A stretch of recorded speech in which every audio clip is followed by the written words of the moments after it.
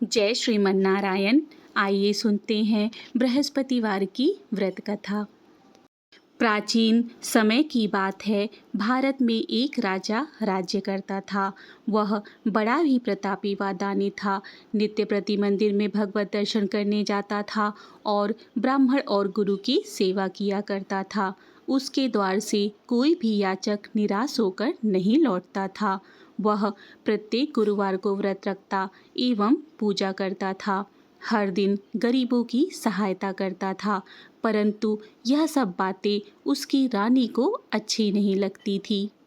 वह ना ही व्रत करती और ना ही किसी को भी एक भी पैसा दान में देती थी। वह राजा से भी ऐसा करने को मना किया करती थी। एक समय की बात है, राजा शिकार खेलने वन को चले गए। घर पर रानी और दासी थी। उसी समय गुरु बृहस्पति साधु का रूप धारण कर राजा के दरवाजे पर भिक्षा मांगने आए। साधु ने रानी से भिक्षा मांगी तो वह कहने लगी, हे साधु महाराज, मैं इस दान पुण्य से तो तंग आ गई हूँ। इस कार्य के लिए तो मेरे पति देव ही बहुत हैं। आप ऐसी कृपा करें कि सारा धन नष्ट हो जाए और मैं आराम से रह सकूं। साधु रूपी बृहस्पति देव ने कहा, हे देवी, तुम बड़ी विचित्र हो। संतान और धन से कोई दुखी नहीं होता है, इसको तो सभी चाहते हैं। पापी भी पुत्र और धन की इच्छा करता है। अगर तुम्हारे पास धन अधिक है तो भूखे मनुष्यों को भोजन कराओ, प्याऊ लगवाओ, ब्राह्मणों को दान दो, धर्मशालाएं बनवाओ, कुआं, तालाब, बावड़ी, बाग बगीचे आदि का निर्माण कराओ तथा निर्धनों की कुंवारी कन्याओं का विवाह कराओ। साथ ही यज्ञ आदि करो। इस प्रकार से कर्मों से आपके कुल का और आपका नाम परलोक में सार्थक होगा एवं स्वर्ग की प्राप्ति होगी। परंतु रानी साधु की इन बातों से खुश नहीं हुई। उसने कहा, हे साधु महाराज, मुझे ऐसे धन की आवश्यकता नहीं है जिसको मैं अन्य लोगों को दान दे दूं तथा जिसको रखने और संभालने में ही मेरा सारा समय नष्ट हो जाए। साधु ने कहा, हे देवी, यदि तुम्हारी ऐसी ही इच्छा है तो मैं तुम्हें जैसा बताता हूँ तुम वैसा ही करना। बृहस्पतिवार के दिन घर को गोबर से लीपना, अपने केशों को पीली मिट्टी से धोना, केशों को धोते समय स्नान करना, राजा से कहना कि हजामत करवाए, भोजन में मांस मदिरा खाना, कपड़ा धोबी के यहाँ धुलने देना। इस प्रकार 7 बृहस्पतिवार करने से तुम्हारा धन नष्ट हो जाएगा। यह कहकर साधु महाराज रूपी बृहस्पति देव अंतर ध्यान हो गए। रानी ने साधु के कहने के अनुसार 7 बृहस्पतिवार तक वैसा ही करने का विचार किया।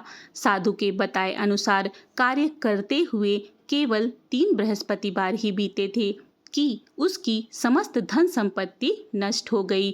भोजन के लिए दोनों समय परिवार तरसने लगा तथा सांसारिक भोगों से भी दुखी रहने लगा। तब वह राजा रानी से कहने लगा कि हे रानी, तुम यहाँ पर रहो, मैं परदेश जाता हूँ, क्योंकि यहाँ पर मुझे सभी मनुष्य जानते हैं, इसीलिए मैं यहाँ कोई कार्य नहीं कर सकता। अब मैं परदेश जा रहा हूँ। यहाँ पर ही कोई काम धंधा करूँगा, शायद हमारे भाग्य बदल जाएं। ऐसा कहकर राजा परदेश चला गया। वह वहाँ जंगल से लकड़ी काट कर लाता और शहर में बेचता। इस तरह जीवन व्यतीत करने लगा। इधर राजा के बिना रानी और दासियां दुखी रहने लगी। किसी दिन भोजन मिलता और किसी दिन जल पीकर ही रह जाती। एक समय रानी और दासियों को 7 दिन बिना भोजन के व्यतीत करना पड़ा तो रानी ने अपनी दासी से कहा, हे दासी, यहाँ पास ही नगर में मेरी बहन रहती है। वह बड़ी धनवान है। तू उसके पास जा और वहाँ से 5 सेर बेजर मांग कर ले आ, जिससे कुछ समय के लिए गुजर हो जाएगा। दासी रानी की बहन के पास गई। रानी की बहन उस समय पूजा कर रही थी। बृहस्पतिवार का दिन था। दासी ने रानी की बहन से कहा, हे रानी, मुझे आपकी बहन ने भेजा है, मुझे 5 सेर बेझर दे दो।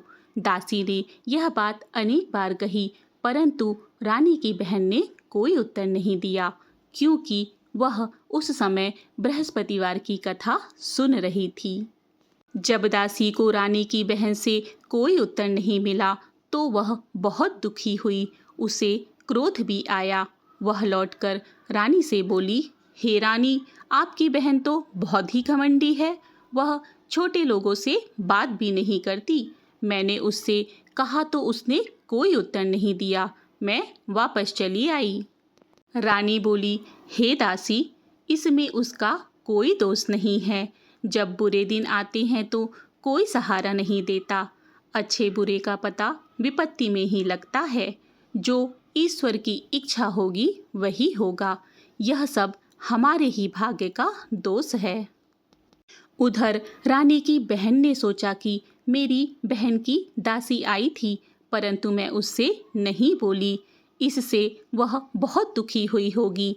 अतः कथा सुन और विष्णु भगवान का पूजन समाप्त कर वह अपनी बहन के घर आई और कहने लगी, हे बहन, मैं बृहस्पतिवार का व्रत कर रही थी जब तुम्हारी दासी हमारे घर आई थी, परंतु जब तक कथा होती है तब तक हम लोग ना उठते हैं और ना ही बोलते हैं, इसीलिए मैं नहीं बोली। कहो दासी, क्यों आई थी? रानी बोली, बहन, हमारे घर अनाज नहीं था। वैसे तुमसे कोई बात छिपी नहीं है, इस कारण मैंने दासी को तुम्हारे यहाँ 5 सेर बेझर लेने के लिए भेजा था। रानी की बहन बोली, बहन देखो, बृहस्पति भगवान सबकी मनोकामना पूर्ण करते हैं। देखो, शायद तुम्हारे घर कुछ अनाज रखा हो। यह सुनकर दासी घर के अंदर गई तो वहां उसे एक घड़ा बेझर का भरा मिल गया। उसे बड़ी हैरानी हुई क्योंकि उसने एक एक बर्तन देख लिया था। उसने बाहर आकर रानी को बताया। दासी अपनी रानी से कहने लगी, हे रानी, देखो, वैसे तो हमको जब अन्न नहीं मिलता तो हम रोज ही व्रत करते हैं। अगर इससे व्रत की विधि और कथा पूछ ली जाए तो हम भी किया करेंगे। दासी के कहने पर रानी ने अपनी बहन से बृहस्पतिवार व्रत के बारे में पूछा। उसकी बहन ने बताया, हे रानी बहन, बृहस्पतिवार को सूर्योदय से पूर्व उठकर स्नान करके बृहस्पतिवार का व्रत करना चाहिए, लेकिन उस दिन सिर नहीं धोना चाहिए। बृहस्पतिवार के व्रत में चने की दाल और मुनक्का से विष्णु भगवान का केले के वृक्ष की जड़ में पूजन करें तथा दीपक जलावें। उस दिन एक ही समय भोजन करें। भोजन पीले खाद्य पदार्थ का करें तथा कथा सुने। इस प्रकार करने से गुरु भगवान प्रसन्न होते हैं, अन्न, पुत्र और धन देते हैं, मनोकामना पूर्ण करते हैं। व्रत और पूजन विधि बताकर रानी की बहन अपने घर लौट गई। रानी और दासी दोनों ने निश्चय किया कि बृहस्पति देव भगवान का पूजन जरूर करेंगे। 7 दिन बाद जब बृहस्पतिवार आया तो उन्होंने व्रत रखा। गुड़साल में जाकर चना और गुड़ बीन लाई तथा उसकी दाल से केले की जड़ तथा विष्णु भगवान का पूजन किया। अब पीला भोजन कहाँ से आए? दोनों बड़ी दुखी हुई, परंतु उन्होंने व्रत किया था, इस कारण बृहस्पति देव भगवान प्रसन्न थे। एक साधारण व्यक्ति के रूप में 2 थालों में सुंदर पीला भोजन लेकर आए और दासी को देकर बोले, हे दासी, यह भोजन तुम्हारे और रानी के लिए है, तुम दोनों करना। दासी भोजन पाकर बड़ी प्रसन्न हुई और रानी से बोली, रानी जी, भोजन कर लो। रानी को भोजन के आने के बारे में कुछ नहीं पता था, इसीलिए वह दासी से बोली, जा, तू ही भोजन कर, क्यों तू हमारी व्यर्थ में हंसी उड़ाती है? दासी बोली, एक व्यक्ति भोजन देकर गया है। रानी कहने लगी, भोजन तेरे लिए देके गया है, तू ही भोजन कर। दासी ने कहा, वह व्यक्ति हम दोनों के लिए 2 थालों में भोजन देकर गया है, इसीलिए मैं और आप दोनों ही साथ साथ भोजन करेंगी। दोनों ने गुरु भगवान को नमस्कार कर भोजन प्रारंभ किया। उसके बाद से वे प्रत्येक बृहस्पतिवार को गुरु भगवान का व्रत और पूजन करने लगी। बृहस्पति भगवान की कृपा से उनके पास धन हो गया, परंतु रानी पहले की तरह फिर से आलस्य करने लगी। तब दासी बोली, देखो रानी, तुम पहले भी इस प्रकार का आलस्य करती थी। तुम्हें धन रखने में कष्ट होता था, इस कारण सभी धन नष्ट हो गया। अब गुरु भगवान की कृपा से धन मिला है, तो फिर तुम आलस्य क्यों करती हो? बड़ी मुसीबतों के बाद हमने यह धन पाया है, इसीलिए हमें दान पुण्य करना चाहिए। तुम भूखे मनुष्यों को भोजन कराओ, प्याऊ लगवाओ, ब्राह्मणों को दान दो, कुआं, तालाब, बावड़ी आदि का निर्माण करवाओ, मंदिर, पाठशाला बनवा कर दान दो, कुंवारी कन्याओं का विवाह करवाओ, धन को शुभ कार्यों में खर्च करो, जिससे तुम्हारे कुल का यश बढ़े तथा स्वर्ग प्राप्त हो और पितृ प्रसन्न हो। दासी की बात मानकर रानी ने इस प्रकार से अच्छे कर्म करने प्रारंभ कर दिए, जिससे उसका काफी यश फैलने लगा। एक दिन रानी और दासी आपस में विचार करने लगी। ना जाने राजा किस दशा में होंगे, उनकी कोई खोज खबर नहीं है। गुरु भगवान से उन्होंने प्रार्थना की और भगवान ने रात्रि में राजा को स्वप्न में कहा, हे राजा उठ, तेरी रानी तुझको याद करती है, अब अपने देश को लौट जा। राजा प्रातःकाल उठकर जंगल से लकड़ियां काटकर लाने के लिए जंगल की ओर चल पड़ा। जंगल से गुजरते हुए वह सोचने लगा कि रानी की गलती की वजह से उसे कितने दुख भोगने पड़े। राजपाट छोड़कर जंगल में आकर रहना पड़ा। जंगल से लकड़ियां काटकर उन्हें बेचकर गुजारा करना पड़ा।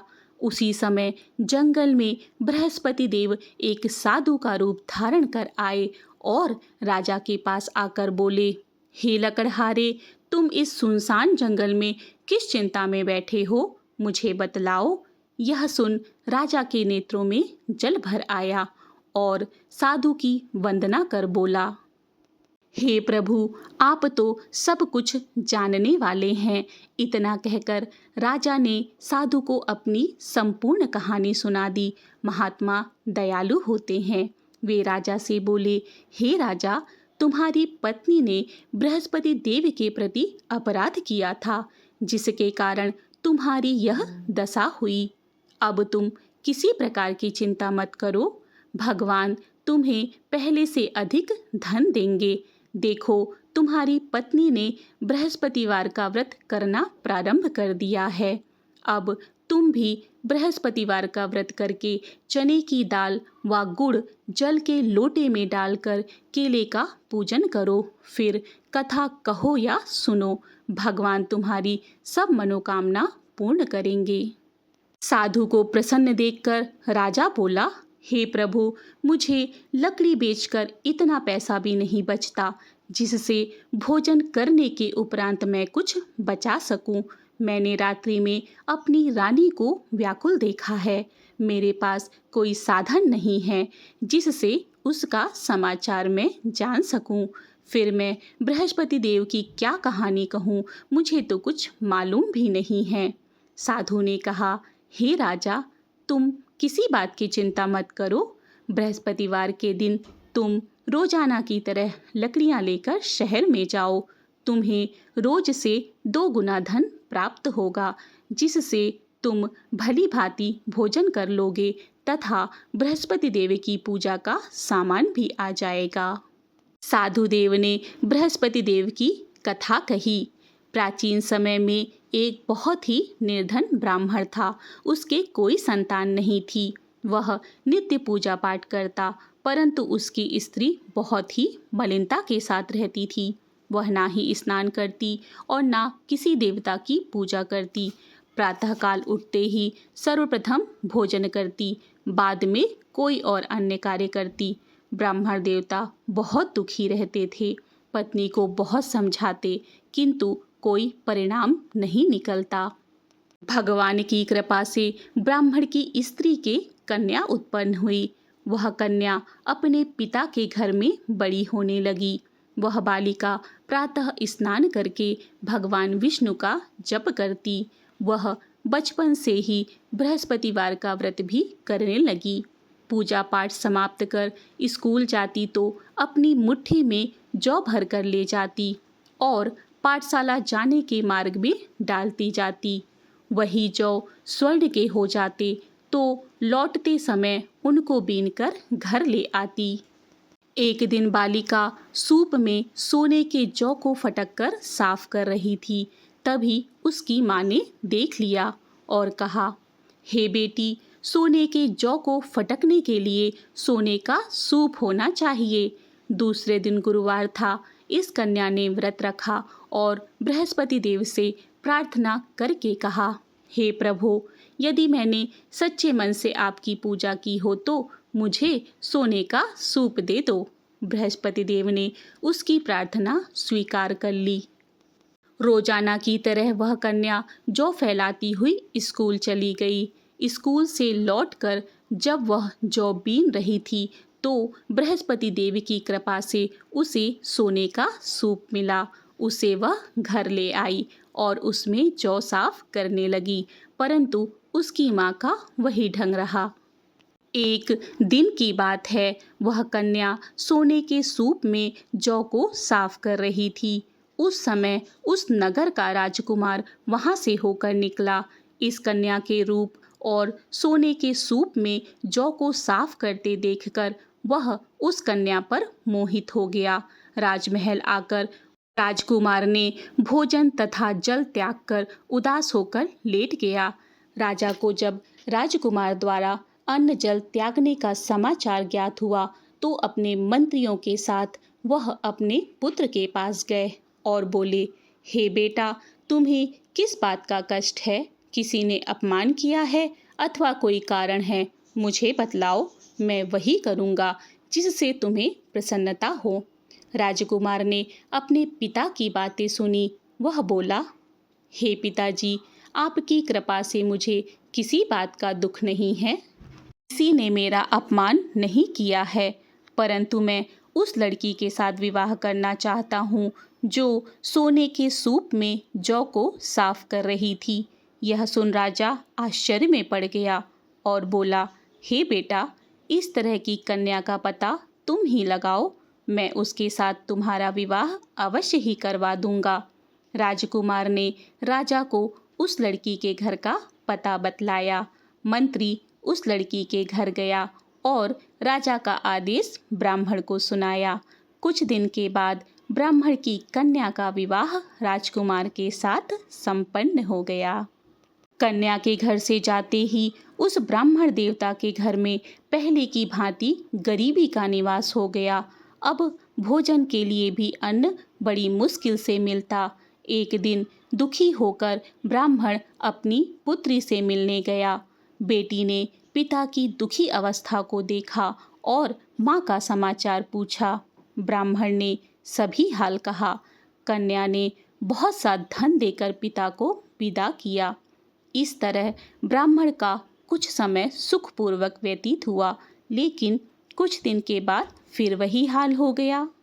ब्राह्मण फिर अपनी कन्या के यहाँ गया और सभी हाल कहा तो पुत्री बोली, हे पिताजी, आप माताजी को यहाँ लिवा लाओ, मैं उन्हें विधि बता दूंगी जिससे गरीबी दूर हो जाएगी।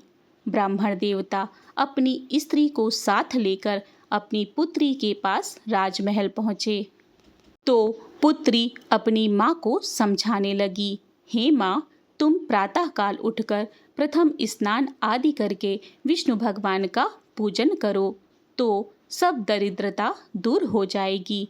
परंतु उसकी माँ ने उसकी एक बात नहीं मानी।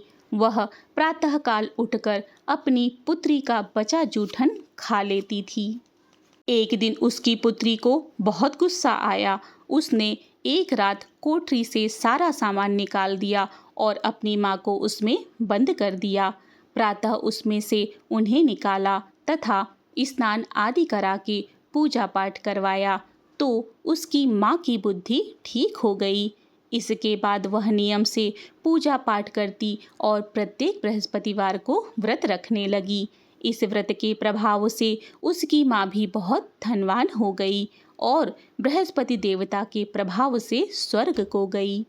वह ब्राह्मण भी सुखपूर्वक इस लोक को सुख भोग कर स्वर्ग को प्राप्त हुआ। इस तरह कहानी कहकर साधु देवता वहाँ से लोप हो गए। धीरे धीरे समय व्यतीत होने पर फिर बृहस्पतिवार का दिन आया। राजा जंगल से लकड़ी काटकर किसी शहर में बेचने गया। उसे उस दिन और दिनों से अधिक धन मिला। राजा ने चना गुड़ आदि लाकर बृहस्पतिवार का व्रत किया। उस दिन से उसके सभी क्लेश दूर हो गए। परंतु जब अगला गुरुवार का दिन आया तो वह बृहस्पतिवार का व्रत करना भूल गया। इस कारण बृहस्पति भगवान नाराज हो गए।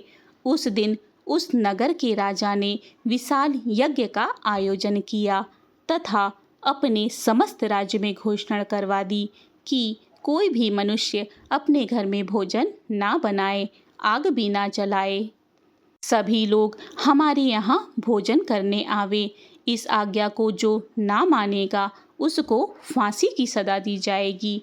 राजा की आज्ञा के अनुसार राज्य के सभी वासी राजा के भोज में सम्मिलित हुए, लेकिन लकड़हारा कुछ देर से पहुंचा, इसीलिए राजा उसको अपने साथ महल लिवा ले गए। जब राजा लकड़हारे को भोजन करा रहे थे तो रानी की दृष्टि उस खूंटी पर पड़ी जिस पर उसका हार लटका हुआ था। उसे हार खूंटी पर लटका दिखाई नहीं दिया। रानी को निश्चय हो गया कि मेरा हार उस लकड़हारे ने ही चुरा लिया है। उसी समय सैनिक बुलवाकर उसको जेल में डलवा दिया। जब लकड़हारा जेल खाने में गया तो बहुत दुखी होकर विचार करने लगा। ना जाने कौन से पूर्व जन्म के कर्म से मुझे यह दुख प्राप्त हुआ है, और उसी साधु को याद करने लगा जो जंगल में मिला था। तत्काल बृहस्पति देव साधु के रूप में प्रकट हो गए और उसकी दशा को देखकर कहने लगे, अरे मूर्ख, तूने बृहस्पति देवता की कथा नहीं की, इसी कारण तुझे दुख प्राप्त हुआ है। अब चिंता मत कर। बृहस्पतिवार के दिन जेल खाने के दरवाजे पर 4 पैसे पड़े मिलेंगे। उससे तू बृहस्पति देव की पूजा करना, तेरे सभी कष्ट दूर हो जाएंगे। अगले बृहस्पतिवार को उसे जेल के द्वार पर 4 पैसे मिले। राजा ने पूजा का सामान मंगवाकर कथा कही और प्रसाद बांटा। उसी रात्रि को बृहस्पति देव ने उस नगर के राजा के स्वप्न में कहा, हे राजा, तूने जिस आदमी को जेल खाने में बंद किया है वह निर्दोष है, वह राजा है, उसे छोड़ देना। रानी का हार उसी खूंटी पर लटका हुआ है। अगर तू ऐसा नहीं करेगा तो मैं तेरे राज्य को नष्ट कर दूंगा। राजा प्रातःकाल उठा और खूंटी पर हार टंगा देखकर लकड़हारे को बुलाकर क्षमा मांगी तथा राजा के योग्य सुंदर वस्त्र आभूषण भेंट करके उसे विदा किया। गुरुदेव की आज्ञा के अनुसार राजा अपने नगर को चल दिया। राजा जब नगर के निकट पहुंचा तो उसे बहुत आश्चर्य हुआ। नगर में पहले से अधिक बाग, तालाब, कुएं और बहुत सी धर्मशालाएं, मंदिर आदि बने हुए थे। राजा ने पूछा, यह किसका बाग और धर्मशाला है? तब नगर के लोग कहने लगे, यह सब रानी और दासी द्वारा बनवाए गए हैं। राजा को आश्चर्य हुआ और गुस्सा भी आया। जब रानी ने खबर सुनी कि राजा आ रहे हैं तो उसने अपनी दासी से कहा, हे दासी, देख, राजा हमको कितनी बुरी हालत में छोड़कर गए थे। वह हमारी ऐसी हालत देखकर लौट ना जाए, इसीलिए तू दरवाजे पर खड़ी हो जा। रानी की आज्ञा के अनुसार दासी दरवाजे पर खड़ी हो गई। जब राजा आए तो उन्हें अपने साथ महल लिवा ले गई। तब राजा ने क्रोध करके अपनी तलवार निकाली और पूछने लगा, बताओ, तुम्हें यह धन कैसे प्राप्त हुआ है? तब रानी ने बताया, हमें यह सब धन बृहस्पति देवता के व्रत के प्रभाव से प्राप्त हुआ है। राजा ने तब निश्चय किया कि 7 रोज बाद तो सभी बृहस्पति देव का पूजन करते हैं, परंतु मैं रोजाना दिन में 3 बार कथा कहूँगा और रोज ही व्रत किया करूँगा। अब हर समय राजा के दुपट्टे में चने की दाल बधी रहती तथा दिन में 3 बार कथा कहता। एक रोज राजा ने विचार किया कि चलो अपनी बहन के यहाँ हो आवे। इस तरह का निश्चय कर राजा घोड़े पर सवार होकर अपनी बहन के यहाँ चल दिया। मार्ग में उसने देखा कि कुछ आदमी एक मुर्दे को लेकर जा रहे हैं। उन्हें रोककर राजा कहने लगा, अरे भैया, मेरी बृहस्पतिवार की कथा सुन लो। वे बोले, लो, हमारा आदमी तो मर गया है और इसको अपनी कथा की पड़ी है।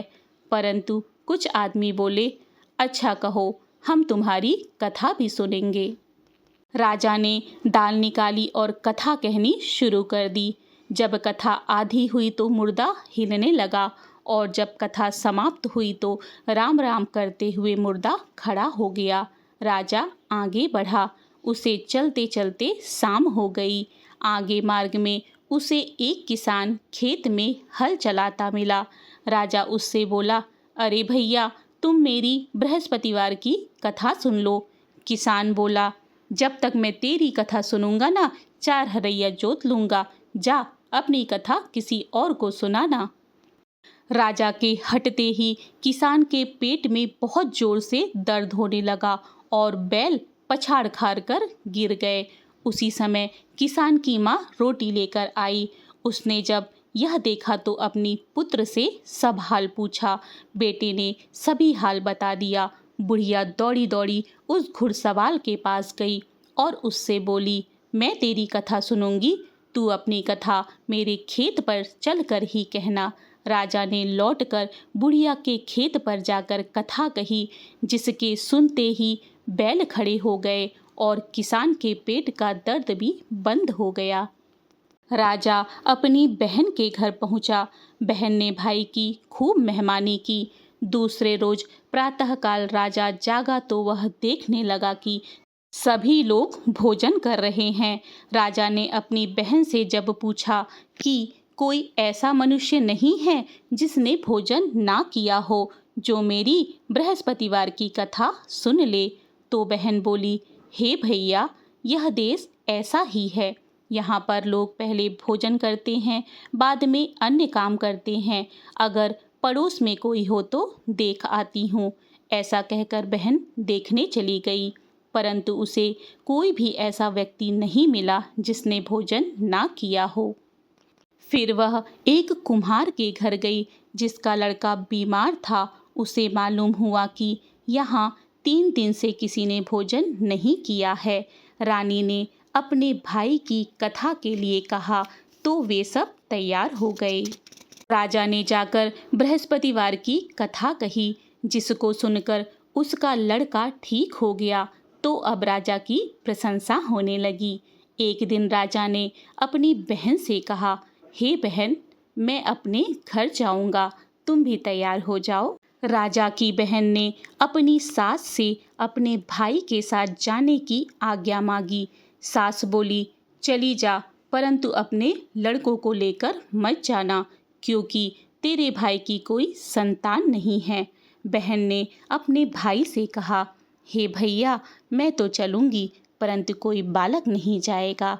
राजा ने कहा, जब कोई बालक नहीं जाएगा तो तुम जाकर क्या करोगी? दुखी मन से राजा अपने नगर को लौट आया। राजा ने अपनी रानी से कहा, हम निसंतान है ना, इसीलिए हमारे घर कोई आना पसंद नहीं करता।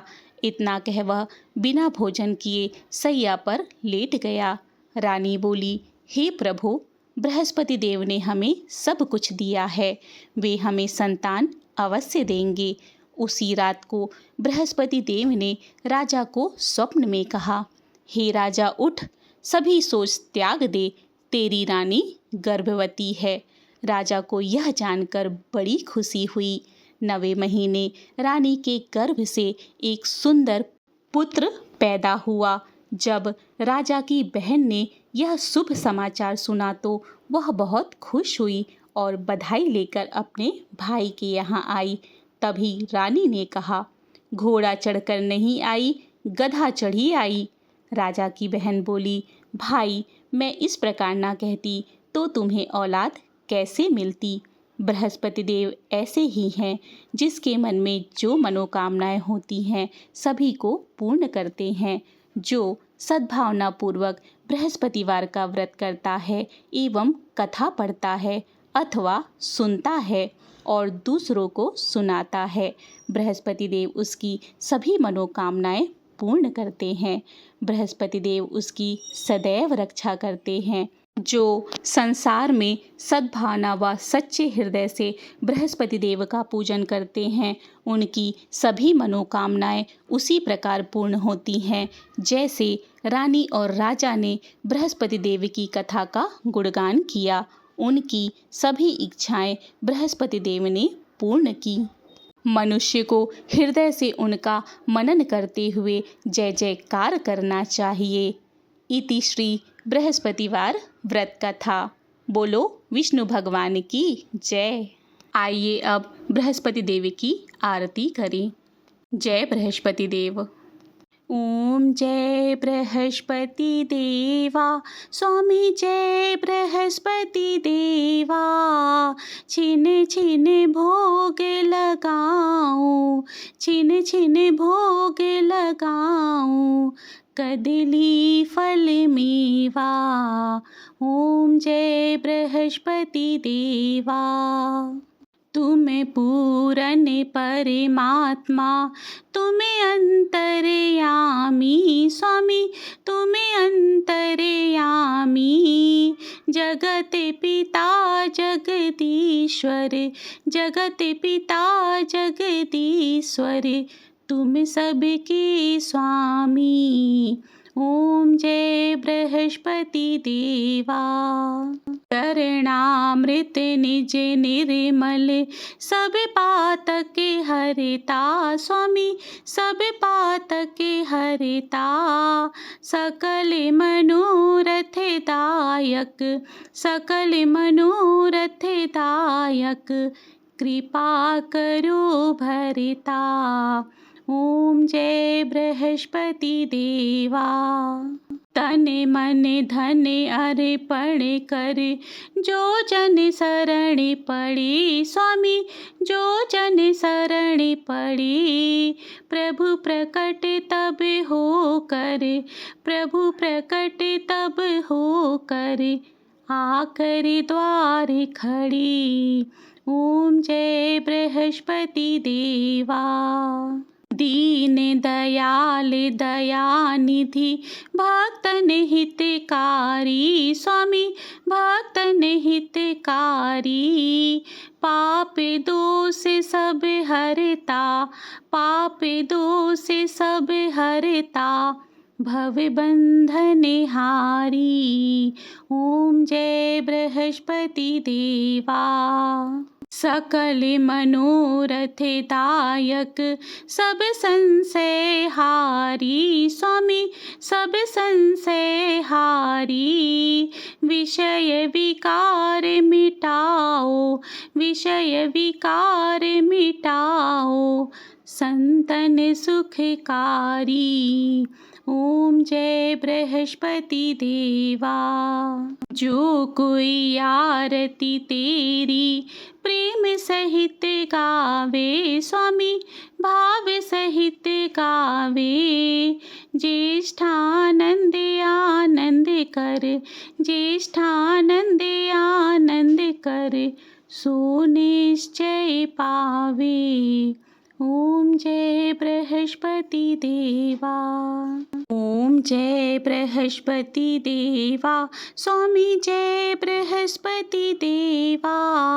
छिन छिन भोग लगाऊं, छिन छिन भोग लगाऊं, कदली फल मेवा।